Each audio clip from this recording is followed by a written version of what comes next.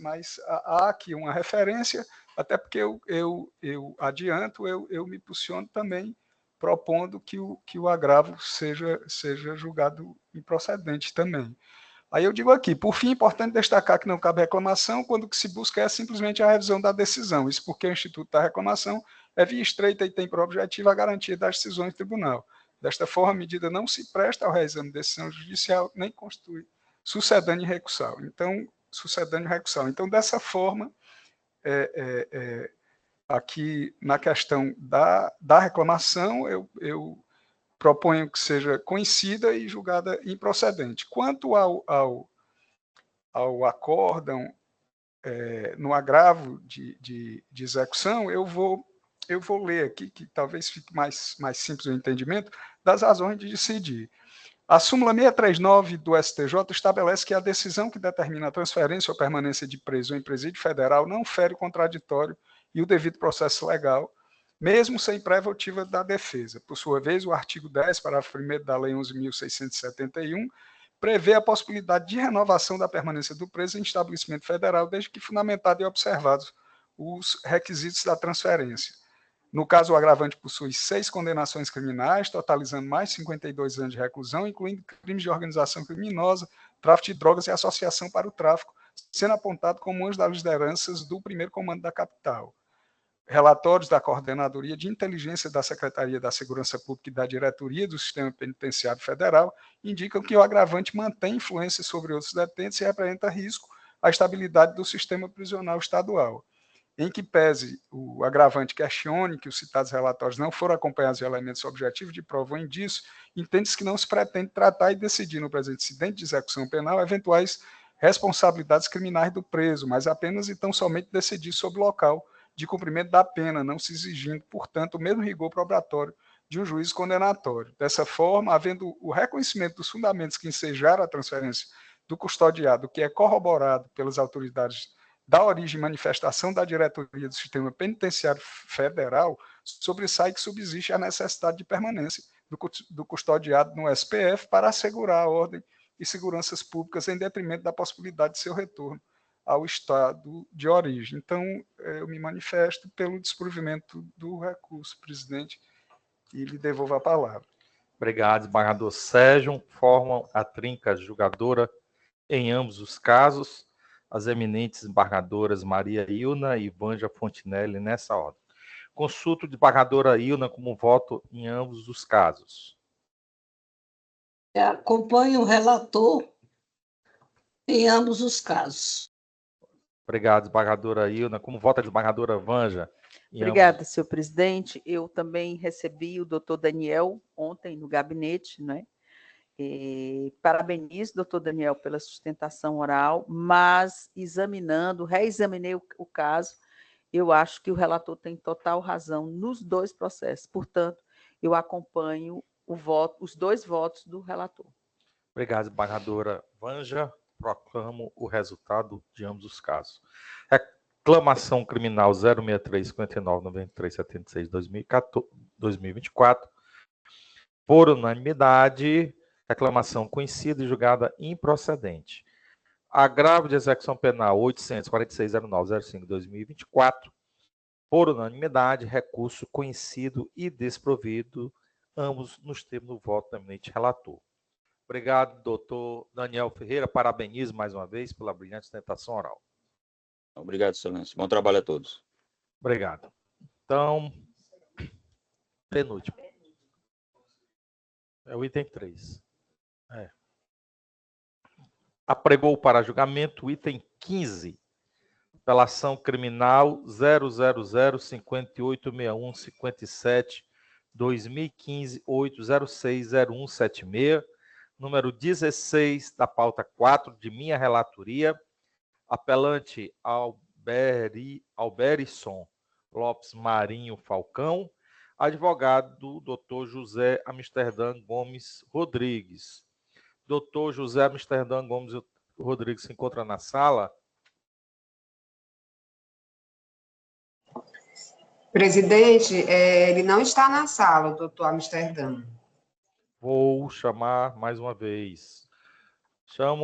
Chamo para fins de sustentação oral o Dr. José Amsterdã Gomes Rodrigues.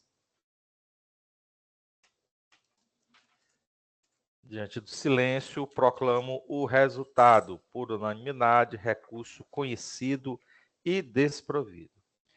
Bem, então, retornamos aqui ao último item da pauta, que foi a pedido do eminente advogado, que se trata do item 3, apregou para fim de julgamento o habeas corpus 063 92 65 78 2024, número 56 do roteiro, da relatoria do desembargador Helder Benedito Helder Ibiapina, advogado Dr. Daniel Leon Bialski, paciente Francisca Alves da Silva.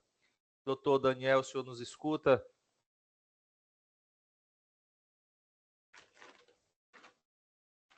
Eminente presidente, sim, Pronto.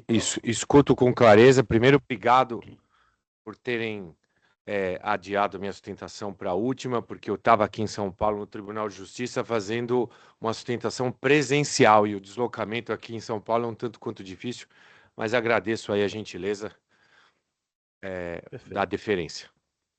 Muito obrigado. Seja sempre bem-vindo à segunda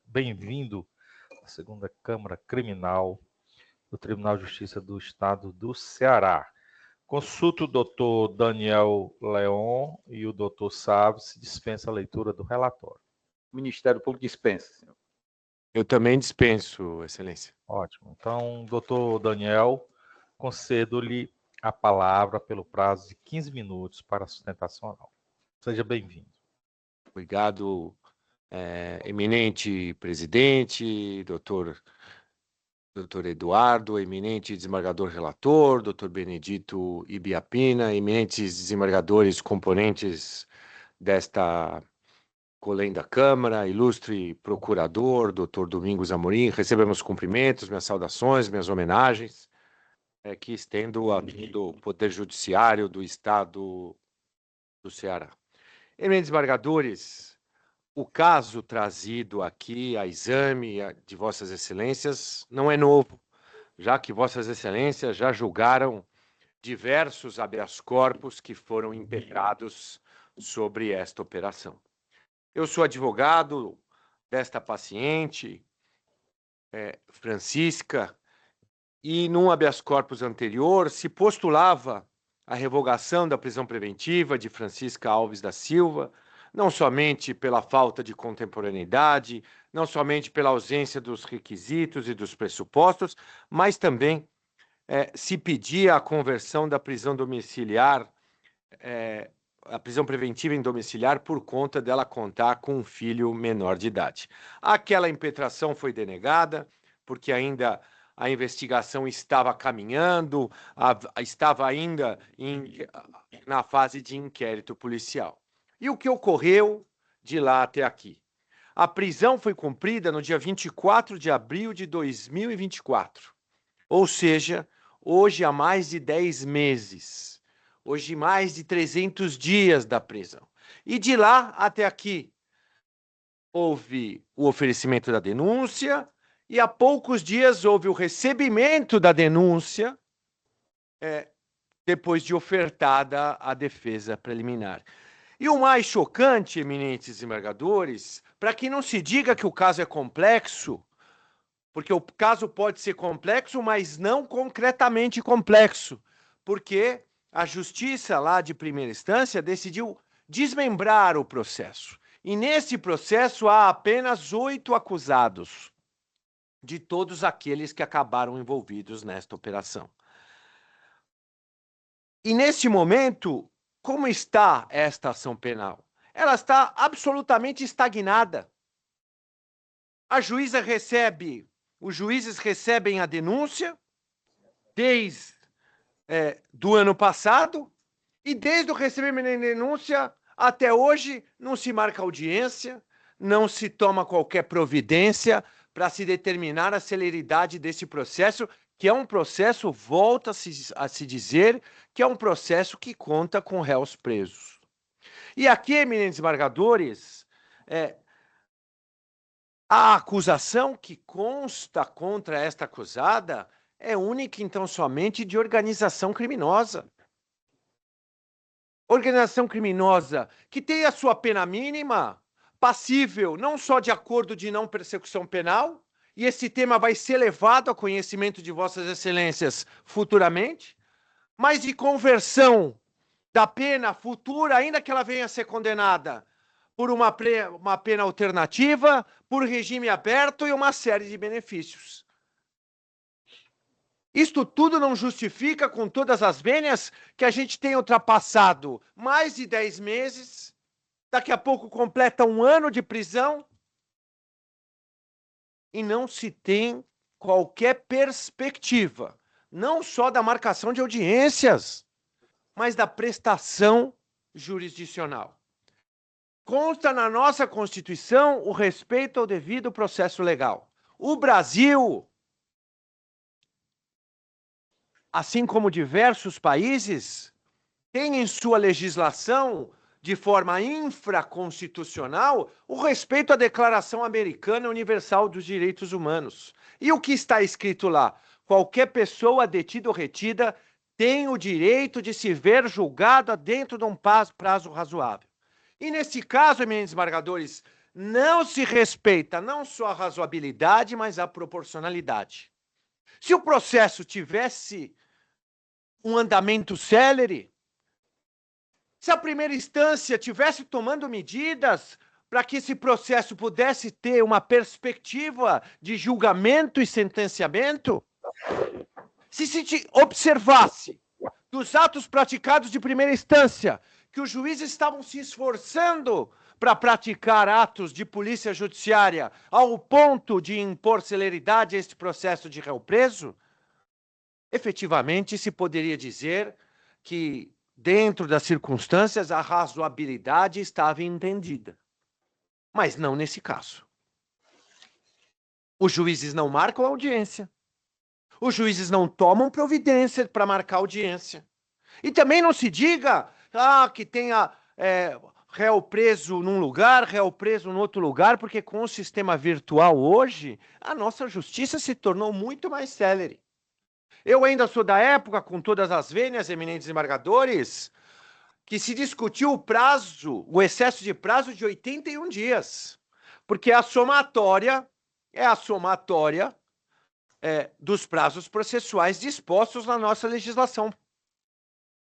E naquela ocasião sempre se dizia, mas tem o deslocamento do réu preso, tem a citação pessoal, tem a intimação de testemunhas, mas nesse caso nada disso aconteceu. E se formos verificar o que diz a legislação própria da organização criminosa, está disposto ali no artigo que o prazo para o encerramento do processo é de 180 dias. Isso está na lei. E isso não está sendo respeitado. Estamos nos aproximando do dobro do prazo permitido e disposto na lei. Em 180 dias tem que acabar o processo. E recorde-se, eminentes desembargadores, que aqui não teve prisão temporária. Recorde-se que aqui tudo isso se iniciou com a prisão preventiva e em poucos dias, foi ofertada uma denúncia.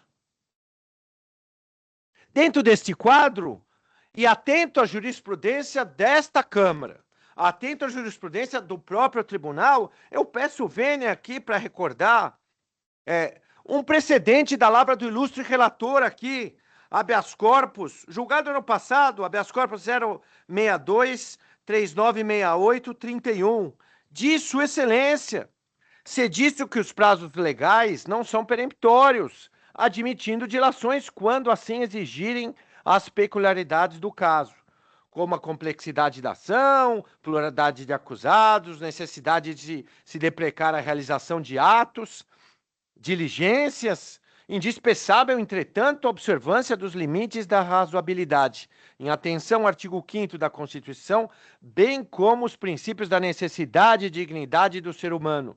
O excesso alegado é tese bastante refletida tanto nesta Corte quanto nas demais, sendo objeto de correção na revisão dos tribunais somente aquele exagerado, cuja discussão comporta entendimento de atraso injustificado do trâmite processual, por desídia do magistrado ou por motivo banal. O cenário aqui deixa claro, de maneira incontestável, que o andamento do feito de origem continua a apresentar alargamento indevido, que não pode ser atribuído à defesa do réu.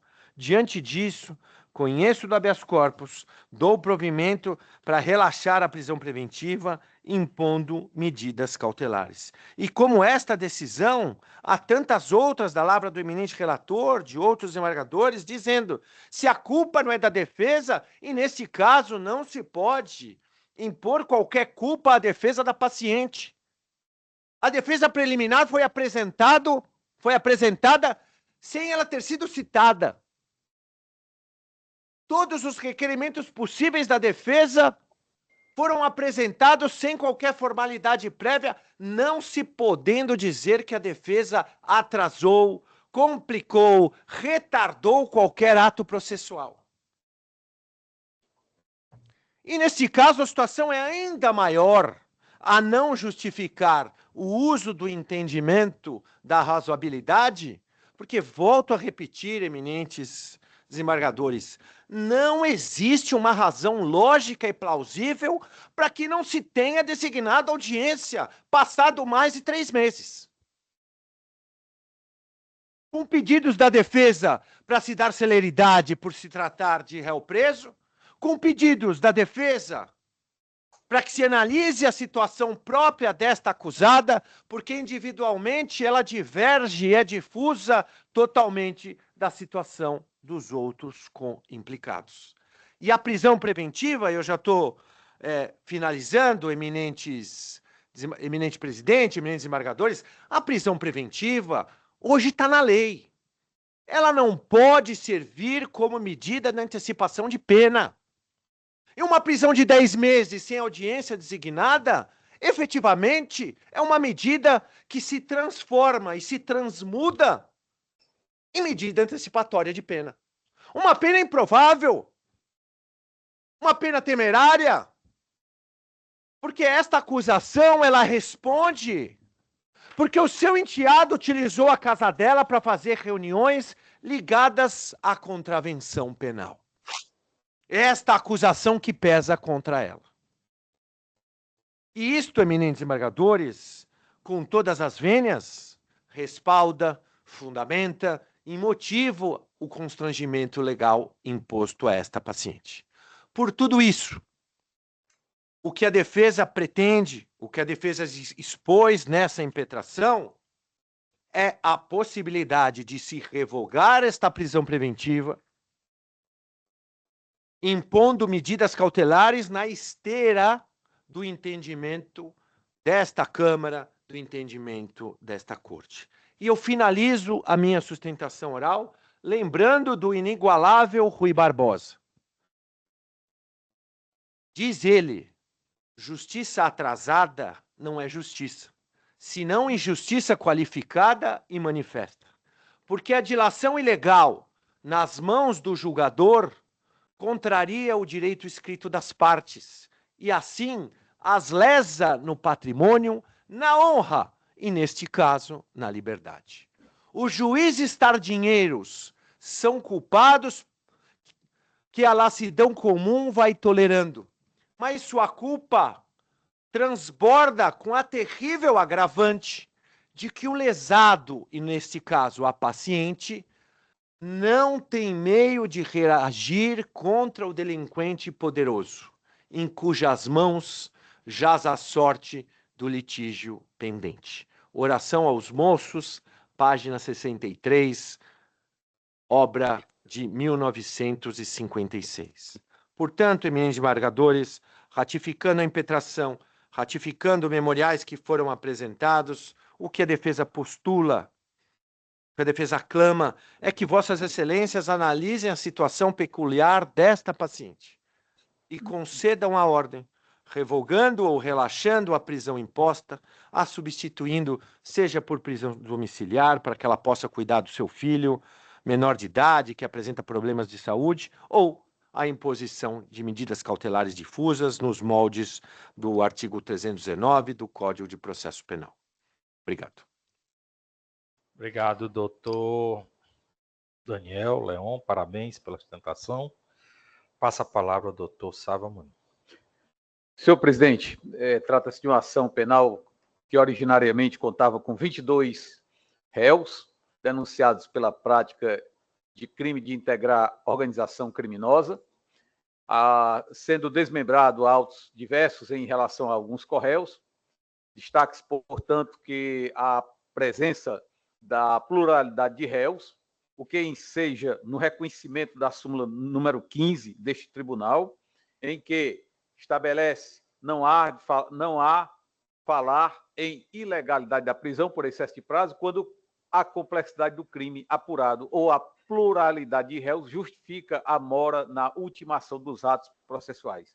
Apoiado nesta súmula e em todo o conteúdo abordado no parecer contido nos autos, o Ministério Público se posiciona no sentido de que seja denegada a ordem, excelência. Obrigado, doutor Sávio. Passa a palavra ao eminente desembargador Benedito Helder de Apina para a prolação de seu voto. A palavra, desembargador Helder. Pois não, excelência. Inicialmente, eu não tenho como deixar de parabenizar o doutor Daniel pela maneira como ele se comportou da tribuna, né? Se mostrando um extraordinário orador, usando de boa técnica, didática. A sua sustentação realmente foi coerente, pertinente, o que demonstra que ele é um grande advogado, né? Para dizer o mínimo. Entretanto, excelência, eu não concordo com a defesa, a bem articulada defesa feita pelo nobre advogado, né? Porque eu não reconheço o excesso de prazo como pontuou destacadamente e reiteradamente o nobre advogado. Como bem assinalou o nobre representante do Ministério Público, no caso em comento, no caso em julgamento, se trata de 22 réus acusados de integrarem uma organização criminosa, né?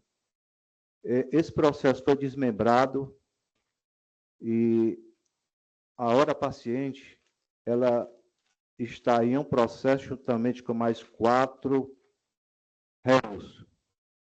Vejamos, eu quero só destacar aqui a movimentação processual com relação à hora paciente, a fim de demonstrar por A mais B que não está havendo excesso de prazo na formação da culpa. Ao contrário, o que eu vejo aqui é uma extraordinária velocidade com que os magistrados têm conduzido esta causa. Se não, vejamos. No dia 24 de abril de 2024, houve a prisão da hora paciente. No dia 26 de abril de 2024, houve a audiência de custódia. No dia 10 de maio de 2024, houve o requerimento do Ministério Público de retorno dos autos à Delegacia de Polícia para a produção de relatório final. No dia 14 de maio de 2024, houve uma determinação de intimação da autoridade policial para a apresentação do relatório final em 10 dias. No dia 28 de maio de 2024, houve a intimação do Ministério Público para manifestação sobre o relatório apresentado pela autoridade policial. No dia 19 de junho de 2024, houve, com relação à hora paciente, o oferecimento da denúncia. No dia 8 de julho de 2024, houve o recebimento da denúncia pelo órgão colegiado. No dia 27 de setembro de 2024, houve a citação da paciente. No dia 7 de outubro de 2024, houve a apresentação de resposta escrita à acusação. No dia 10 de dezembro de 2024, houve a análise do pedido de relaxamento da prisão preventiva.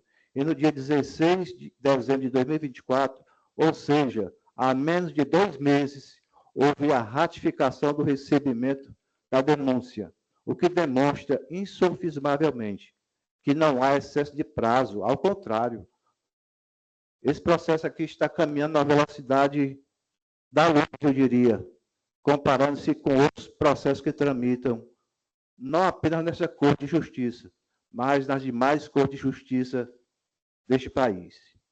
Dito isto, eu passo a leitura do projeto de emenda que submeto à apreciação dos novos colegas, e já antecipando ao novo advogado que o inteiro teor da decisão estará à sua disposição logo após a leitura e aprovação desta Corte. Ementa, habeas corpus, penal processual penal, organização criminosa armada, artigo 2º, parágrafo 2º da Lei número 12.850 de 2013, prisão preventiva, pleito de soltura, 1. Tese de carência de fundamentação e ausência dos requisitos da prisão preventiva com possibilidade de aplicação de medidas cautelares e de substituição por prisão domiciliar. Não conhecimento. Coisa julgada. Repetição de teses. Matéria já apreciada em habeas corpus anterior de número 063-03-4178, 2024. Julgada em 11 de setembro de 2024 por esta egrégia segunda Câmara Criminal do TJCE. A ausência de fato novo a justificar o reexame das matérias. Repetição das teses anteriormente utilizadas. 2. Tese de excesso de prazo da formação da culpa. Inocorrência. Análise global dos prazos. Não verificada desídia imputável ao Estado juiz. Autoridade impetrada, que vem dando a devida propulsão ao feito e adotando as providências cabíveis para viabilizar seu trâmite regular. Ausência de afronta ao princípio da razoabilidade. Configuração de complexidade do feito, com pluralidade de réus e expedição de cartas precatórias. Súmula número 15 do TJCE. Ordem parcialmente conhecida e denegada. É como eu voto, Excelência.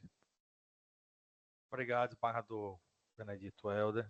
Forma a trinca julgadora. Desembargador Sérgio, a desembargadora Ilna. Como vota o desembargador Sérgio? Pois não, presidente, parabenizando também o patrono pela sustentação oral.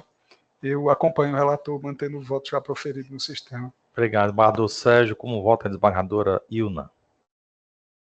Também da mesma forma. Obrigado, Acompanho o relator. desembargadora. Obrigado, desembargadora Ilna.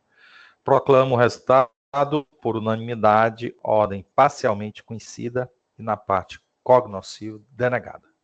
Doutor Daniel, seja sempre bem-vindo. Obrigado, presidente. Boa Final. sessão a todos. Boa semana. Bem, colegas eminentes pares, vencemos a pauta. Julgamos 154 processos nesta sessão. Consulto aos eminentes pares se há algum registro a ser feito. Não. Desembargador Sérgio, desembargadora Ilna. Algum registro? Não. Eu quero aqui propor dois votos de congratulações. No último dia 6, houve a mudança do Comando Geral da Polícia Militar. Concluiu o mandato aí o Coronel Clênio Sávio Nascimento de Souza, oficial essa árdua função de comandante-geral, e assumiu o comando da Polícia Militar o Coronel Simval da Silveira Sampaio. Então, eu quero aqui propor um voto de regozijo tanto ao Coronel Clênio pelo trabalho realizado e também voto de sucesso ao Coronel Simval na função de comandante-geral da Polícia Militar do Estado de Ceará. Os eminentes pares, de acordo com a proposta? Ministério Público também, Defensoria Pública também? De acordo, Excelência.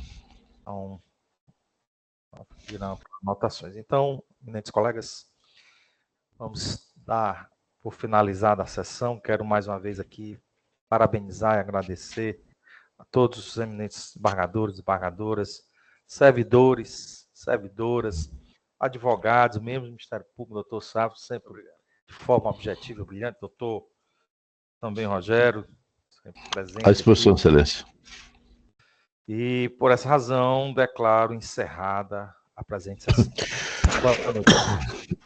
Boa noite. Boa noite.